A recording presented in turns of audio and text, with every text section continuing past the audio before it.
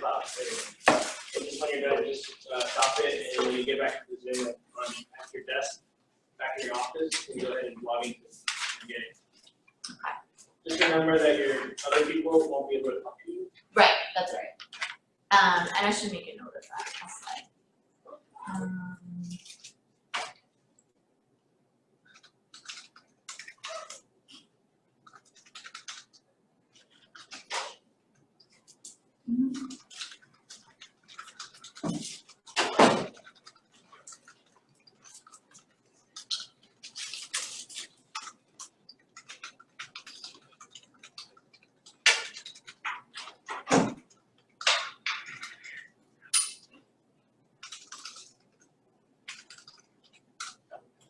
Okay.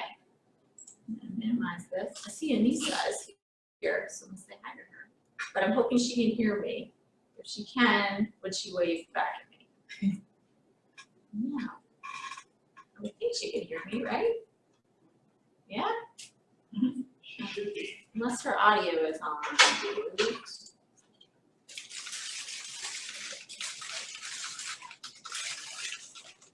So wave. Take a wave. She might not know how to open the chat. That's it. I'm figuring this out. She can. Yeah? You said no, ma'am. No. Is your audio sound up? Hi. How are you? Okay.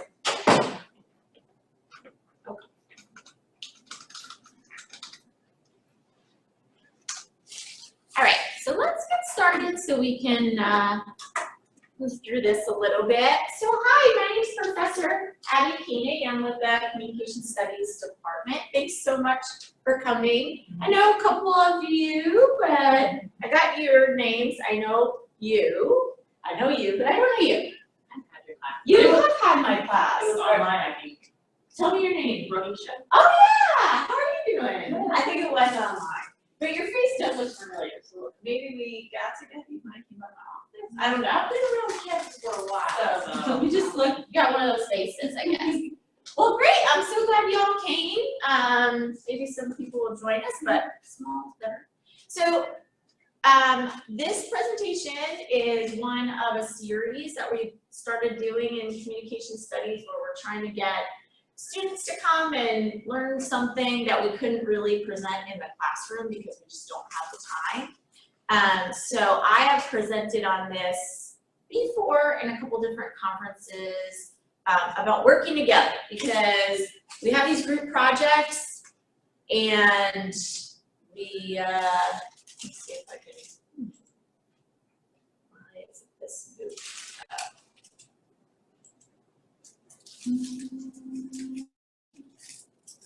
Should be moving. No, it's not.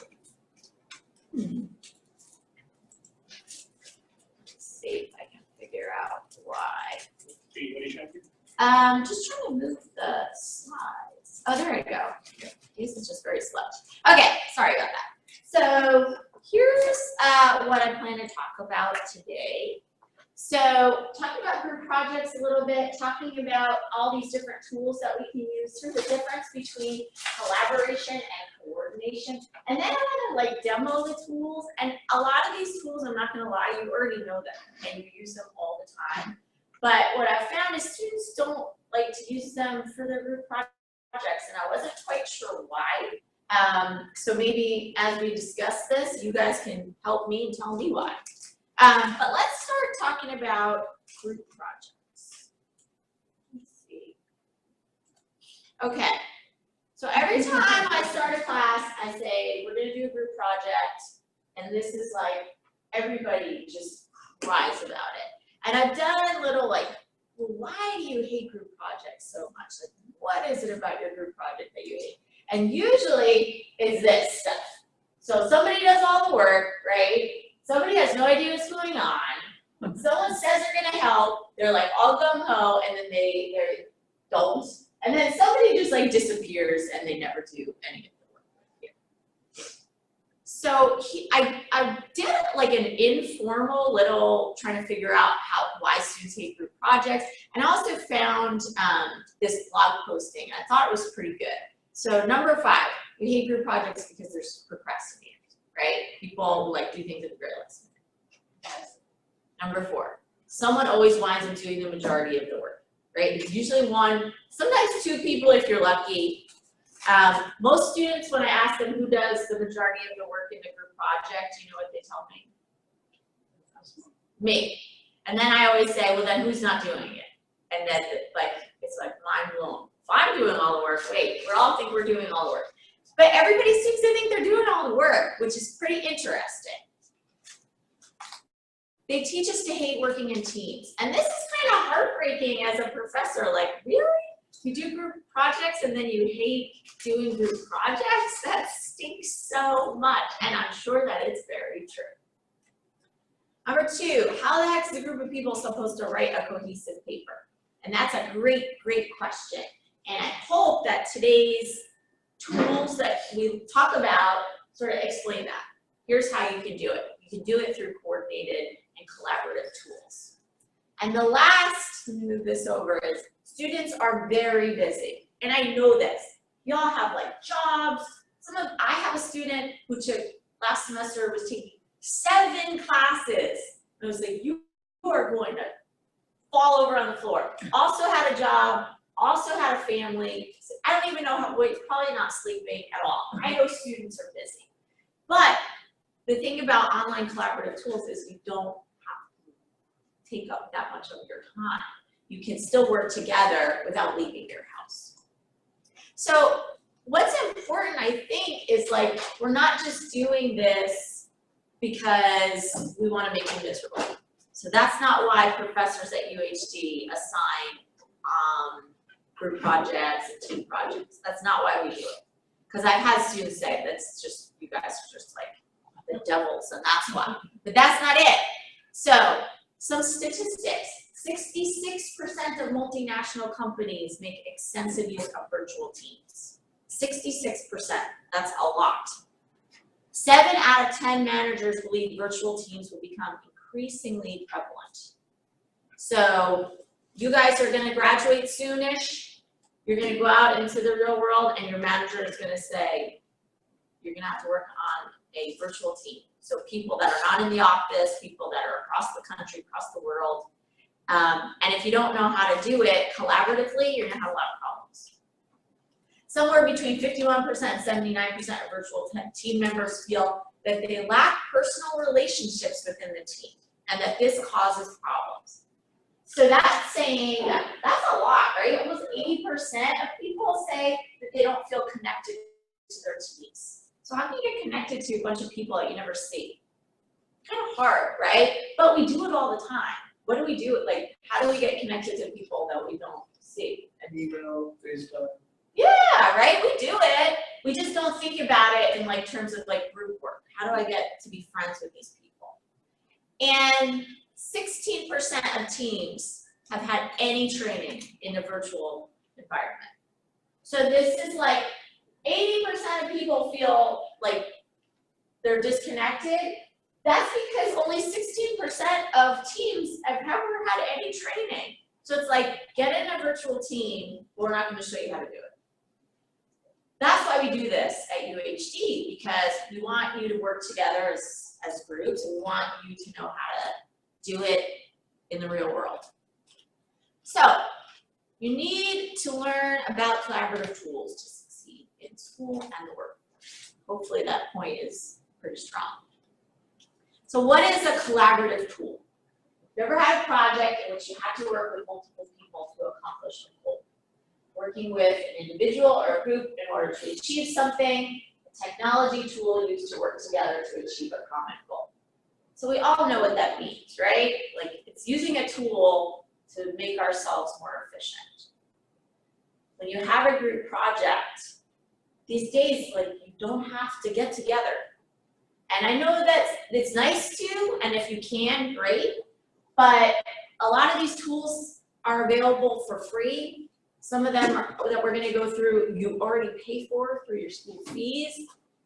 So taking advantage of them is, I mean, it's sort of like a no-brainer, I feel like. How do they work? So collaboration is different from coordination. I'm going to talk about that in just a second. Everybody uses the same program and everybody has a login to it. So I have like a sort of, I'm not making fun of a student at all, but I'm going to share a student story. 2 semesters ago, I had a public speaking class and they were presenting and one of the students said, one of our other presenters is not here today. And I was like, well, you guys still have to go. I mean, that's what we rules, right? So she said, yeah, but we are doing a Prezi. And I said, okay, that's fine. You can do the Prezi without your other classmate. And she's like, no, we can't because she has the login. And I was like, what do you mean she has the login? So everybody can have the login. That's the beauty of online tools. It's not just under one person's sort of like jurisdiction. Especially like Prezi, you just share out a thing. And I'm going to show you guys. So collaboration tools allow people to work in common projects wherever they are, even if they don't show up for class that day. And that happens, right? I mean, we just talked about that, right? You got that group member that goes MIA and they happen to be the one who has the Prezi account. That's really stinky, but they're not the only one with the Prezi account. So thinking about the difference between collaboration and coordination. Coordination are a different set of skills. So coordination is like, we're all gonna get together. Here's the time we're gonna get together. Or we're all gonna work on this project at this time. Or we're all gonna put together like a calendar listing kind of a thing. Collaboration is, we're all gonna work on a piece together. So I know students like to split up things in chunks. So you do this part, you do this part, you do this part. And what often winds up happening is you get up to present as a group, and what happens when everybody does their own piece? Nobody knows the other person. Nobody knows what the other person is doing, right? Or like think about what a presentation looks like if 5 different people send in their own part of the presentation. How's the font look? Chunky. It's all different, right? Nobody knows when it's their turn to go. Things get lost. Somebody's usually in charge of putting it all together, but they don't know what is supposed to be involved because they weren't involved. That's not collaboration. That's individual work that gets thrown together at the end. I don't know if there's an actual word for that. I'm sure there is. But I can't think of it off the top of my head. Some people think that is a group project. So a lot of people think that's a group project, right? So there's different types of tools to use in coordination versus collaboration. But they're all online, the ones that I'm going to show you. So who uses Google Calendar? Great. So here's an example. Let me pull it up. Remove this.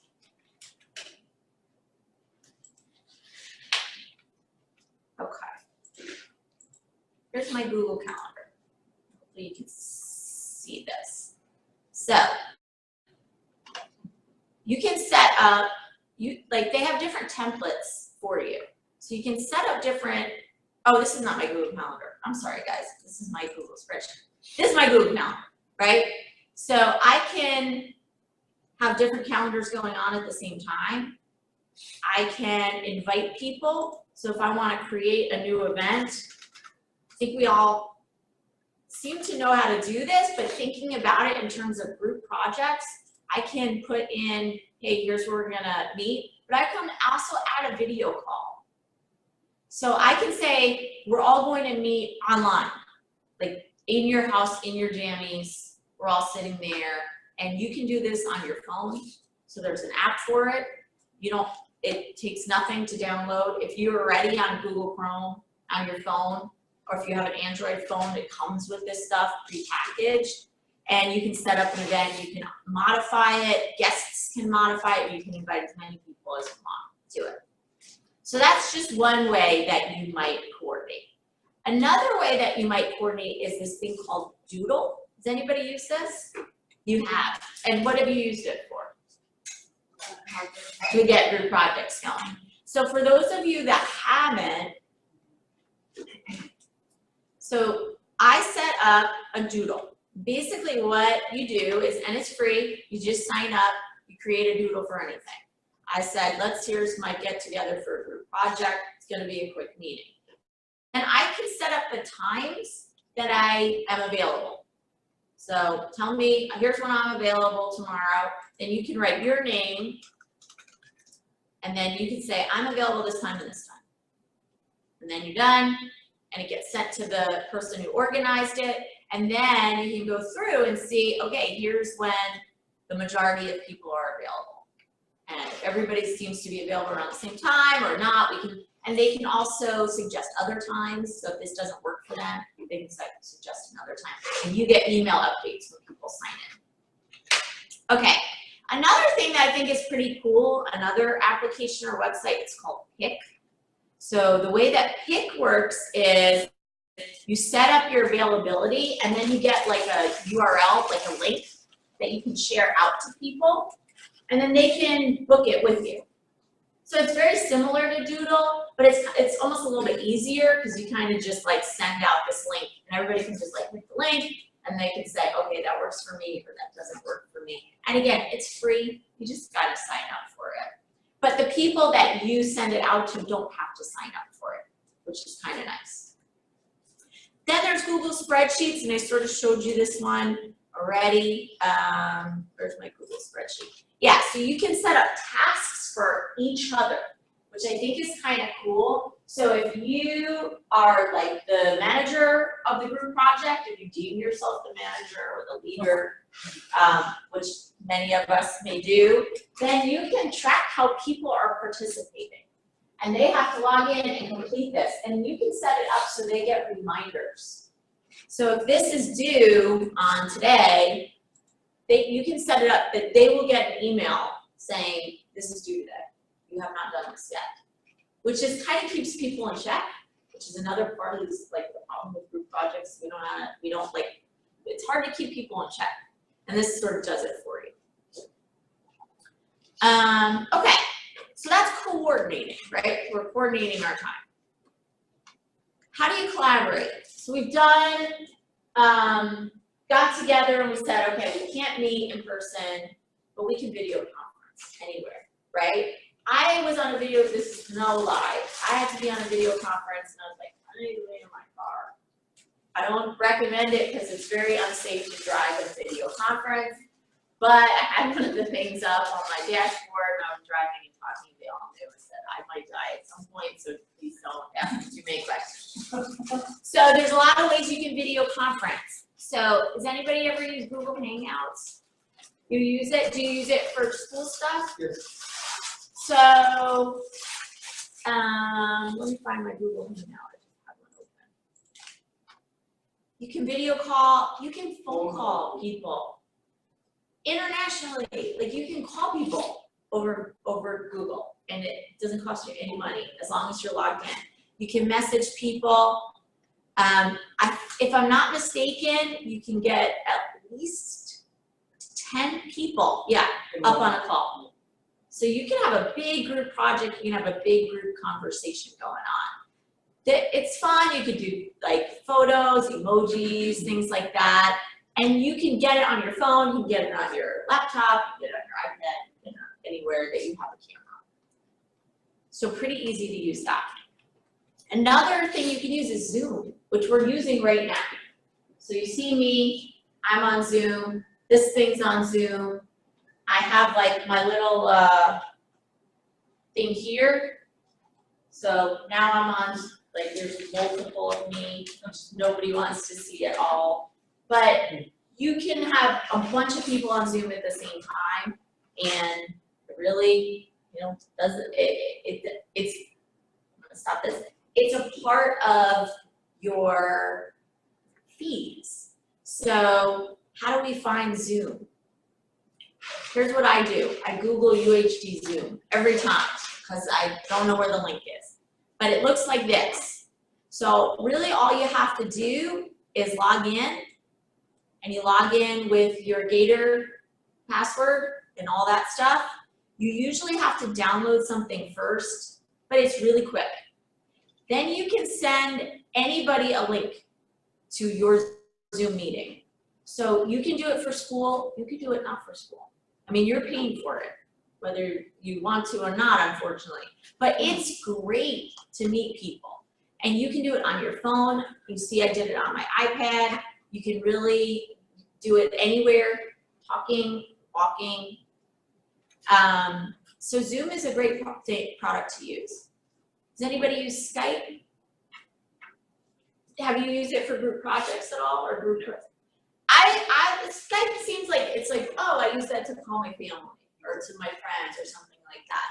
But I actually take a class, or I did take a class last semester, and it was an online class, and we used Skype for class. So everybody had to log in. And the thing with Skype is you can also just set up like a link and send it out to people. So you can invite people to sign on, because I know a lot of students are like, well, I don't want to deal with another login. I mean, how many logins do we need? But with Skype, you can also just send it to people. They have a new app on for like mobile that like, it looks a lot like Snapchat now. It's almost a little confusing, to be honest, because it's very Snapchat, where you can have like different messages going on, you can have different GIFs and things like that, different like, almost like your stories, like those stories that you can do on Snapchat and on Instagram and stuff now. So Skype is sort of getting in on that as well. You can make phone calls, obviously. You can screen share. So Zoom and Skype are pretty neat, and Google Hangouts, because if we want to collaborate, I can just show you what I'm working on, and then you can look and you can work on it with me. A lot of students don't realize you can make phone calls through Facebook. So if you go into your Messenger in Facebook, you can make video phone calls. You can, you can do funny stuff with that too if you want to, do emojis and things like that. But I've made phone calls via Facebook. Has anybody ever done that before? Like to call friends, right? That's the thing about a lot of these tools I found is that we don't think about it for schoolwork or for collaboration. We think like, oh no, Facebook is for this and Skype is for this or whatever, but they can all be used for group projects. Another thing that we don't think about is Snapchat. So, you can use Snapchat to like video call people. Where's my Snapchat? Just to go back, if you ever want to use Facebook, just hit this little icon at the top of the screen, right? That's your messenger thing. But yeah, Snapchat, I just found this little meetup. Because last year, on one of my group projects, I made them talk on Snapchat. I made them and then screenshot it so that they would like meet each other. Because online classes are really hard to get to know people, as you all know if you're on. So these two students did this. And that's how they met up, right? I mean, it's super easy. There's other free sites, WebEx, GoToMeeting, if you want to get like fancy on yourselves, and they also have free trial versions. But a lot of these tools are like free, they're at your disposal. You just kind of have to find the one that works for you best. Any questions so far? Moving along. Okay. And I know these are like no-brainers. Like I use these already. I don't need to learn about this, but it's kind of just like putting it together in terms of group projects. Yeah. How do you get to those? Like, I'm totally clueless when it comes to navigating. So it depends which one you want to use. WebEx. Oh, WebEx and GoToMeeting. Is that what you mean? Oh yeah, or you can go back to those ones. I wrote down all these notes, so I need to start investigating how to do it. Yeah, and it's easy just to mess around with it. I mean, like we're doing a Zoom thing right now. It's just a link. You just send out, you just have to sign it with your Gator mail. Then you get a link that's for you, and then you send that link out to whomever. So I just go to Gator mail and then I can sign up from there to anyone else. If you go to the UHD website and you just type in Zoom in the search, or if you just Google UHD Zoom, you'll get the login. And then once you have the login, it's just your Gator mail. Okay. Okay. Some other things that I just wanted you to think about in terms of collaboration. So we talk about asynchronous versus synchronous. So asynchronous means not at the same time. So those video conferences, those are all synchronous, right? So they're at the same time. But a lot of these other tools that you might consider for your group projects, you can do them whenever, right? 4 in the morning, you're awake, do some work, right? And you are still collaborating. So email is one of those that you guys hate it. I know you hate it, but you all have your Gator mails. I mean, it's easy to search for somebody on their Gator mail. If they're in your class, you can very easily find their Gator mail.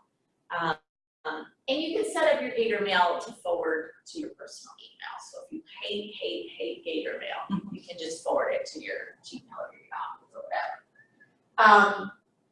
Something that I noticed that we forget to do in group projects when we're emailing is reply all. So then somebody gets stuck sort of having to like share the information out with everybody. But if everybody just replies all, then everybody can follow the thread, right? And it's like, again, kind of a no-brainer. Text messaging or group text. Do you guys use GroupMe? Have you used it for group projects? Yeah. And what do you think about it? Is it really helpful or not so helpful? It's better than the email since you can like reply to everyone at the same time. Yeah, I think so too. I think it's better than email. Older folks tend not to like it as much, and sometimes, I mean, nothing against older, I tend to like email. I mean, it's just a different generational thing. So if you find in your groups, people are averse to like, I don't want to download that groupie thing, you might consider that maybe they're a little bit older than me, right? And I've been there too, where I'm the oldest one in the group. I'm like, I don't want to download anything new. But GroupMe is so easy, right? Where do I have a little link to it? Yeah, so for those of you who don't use it, it's group messaging. It works on every device. It's really, you just download it. It's super easy. You can share photos, you can share videos, you can share your location, which is kind of neat and maybe a little creepy at the same time, right? But yeah, I think it's really helpful for students who are trying to coordinate and collaborate at the same time. How about Google Docs? Does anyone use a Google Doc? Have you used it to collaborate with each other? Yeah. That was very helpful. It's super helpful. So if you're unfamiliar with it, I have this open on my iPad, right? I can just start typing. I think I should be able to start typing. Can I start typing? Yeah. Can I? Well, I should be able to start typing here. I can make a comment. And usually, you can make a comment and you can say who you are. So, bless you. So I'm down here, sorry, and I'm just typing on my laptop. Thanks for sharing this with me. So you can collaborate and coordinate. You can do this at the exact same time, or you guys can all just add to it, and it happens in real time. And then you know, because there's different colors of who's posting things. So I won't go through that too much because it seems like you guys all use it. How about Dropbox? You guys use Dropbox-ish? Only for assignments from the instructor. Only for assignments for the instructor. So you can work on a Dropbox together, right? So you can share this, you can save it to your own Dropbox, but I can also edit on this with other people. So if I, let me sign in real quick so it knows me.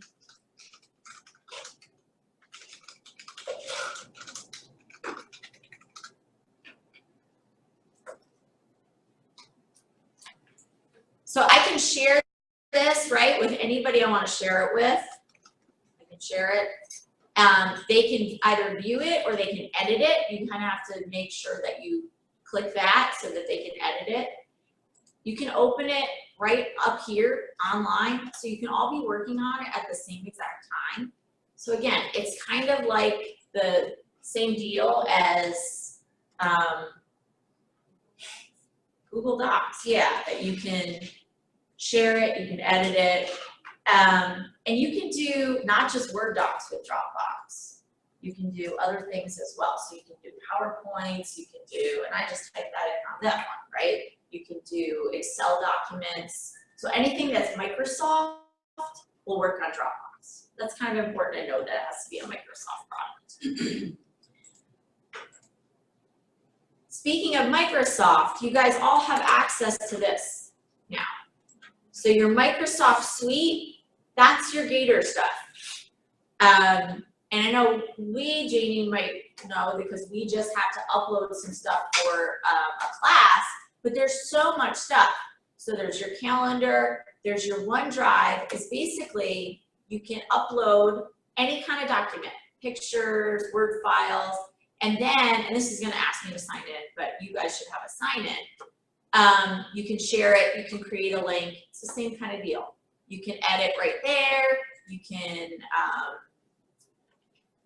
work on things simultaneously, et cetera, et cetera. And that is a part of your fees. So you're paying for that. There's no reason not to use it. You can do Word online, you can do PowerPoint online, and I'm gonna show you this Sway in just a second. That's another thing you can do online. Lastly, you can present, you can use these collaboration presentation tools. So does anybody use Prezi? You have. Have you seen a Prezi before? So they're super cool, right? I think they're so cool. Prezi is just, it's yet another one of these things where you can create a presentation. It does really neat stuff. They have templates for you. You just have, somebody has to start it. So somebody has to have the first login. And then you can share it. You can also make them public. So if you make it public, anybody can use it, which also means you can find other people's public things.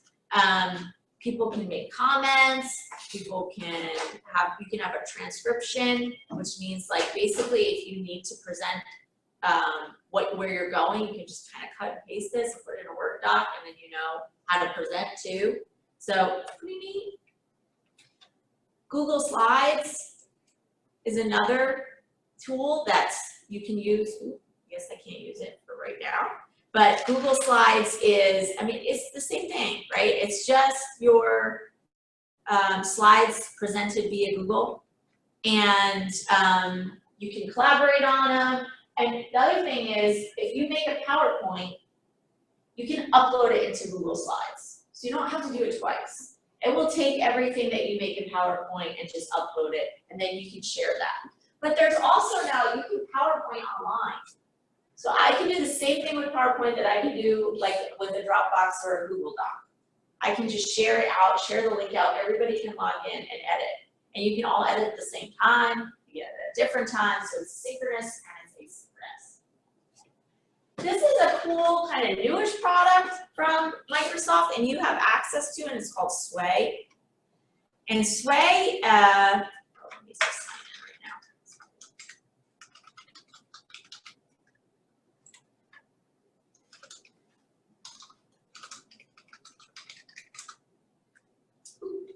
Probably, I don't know my login. Okay.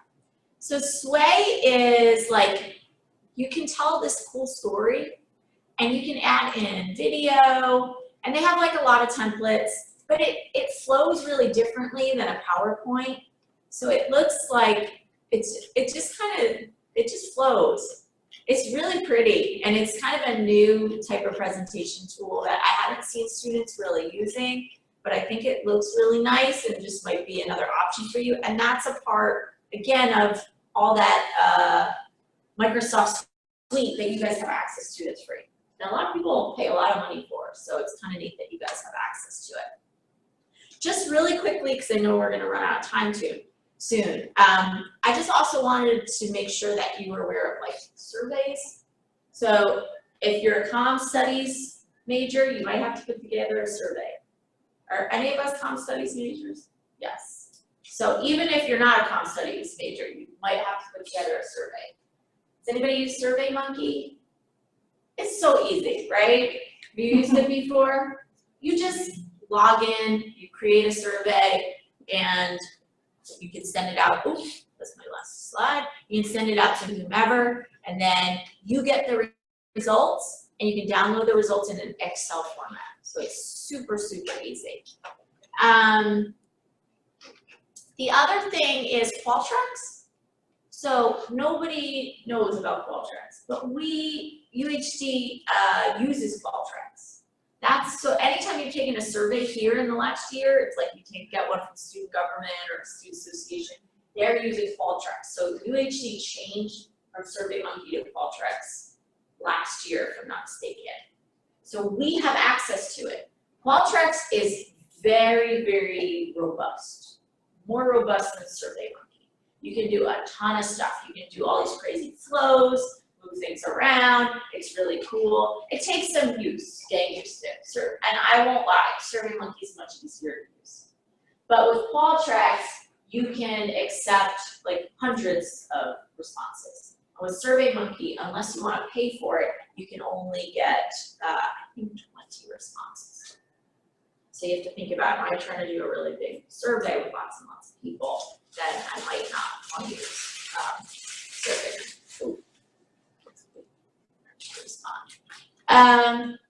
Lastly, I have Google Forms up here. I don't know why I just decided to mess me up here. Oh, SurveyMonkey just took forever. So Google Forms, has anyone ever used that? What have you used it for? Just personal. Personal stuff, yeah. I use it for personal stuff. I've also used it for work stuff. If you are in a student organization and you want to get people's email addresses, you can get them to fill out a Google form. And to set one up is like nothing. And everybody can collaborate on it in your team. But you can just then have your little laptop or your iPad set up and ask students, if you're trying to get their emails, hey, can you just fill out this Google form, ask them a question, and then you get their email address. And it comes in an Excel spreadsheet, so you can use that the way that you would use any sort of spreadsheet of people's names.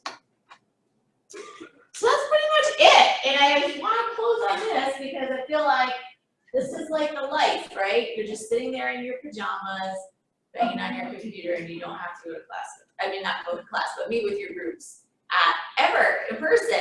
And I'm not discouraging that. Face-to-face is always best, right? But if you can't do it, it's so much nicer to be able to still collaborate online. And it's so easy. So I just wanted you all to think about it a little bit differently. Think about the tools that